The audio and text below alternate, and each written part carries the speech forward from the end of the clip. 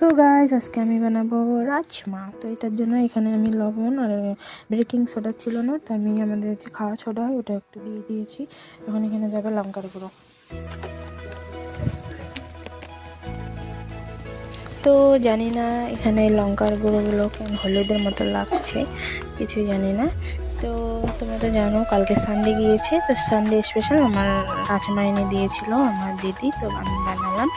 তো তারপর সিদ্ধ করে নিলাম রাজমা, আর এখানে এই দেখো কি সুন্দর সিদ্ধ হয়েছে। আর টমেটো জাদু করে পেস্ট করে নিয়ে আসলাম এক চুটকিনে।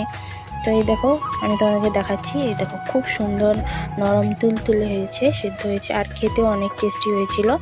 তো তারপর আমার জানি না ভিডিও করেছিলাম কই নাই হয়ে গেছে ভিডিওটা। তো তারপর আমি তোমাদের সাথে কিছু শেয়ার করতে পারিনি।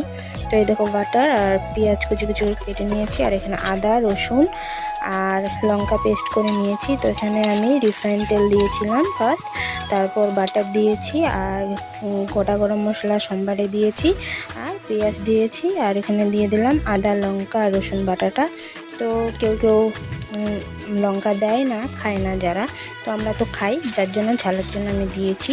তো তারপরে এখানে দিয়ে দিলাম গোলমরিচ গুঁড়ো আর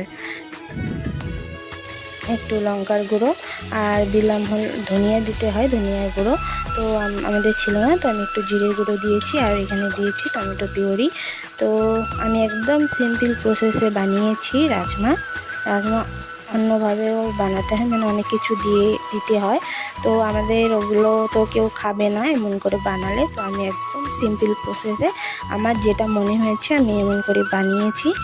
তো এই যে লাস্টে, আর এখানে হলুদ গুঁড়ো ইউজ করিনি, লাস্টে একটু লবণ দিয়ে দিলাম, আর এই যে বাটার দিলাম। এই যে দেখো আমার রাজমা রেডি, অনেক অনেক টেস্টি হয়েছিল, সবাই প্রশংসা করেছে খেয়ে।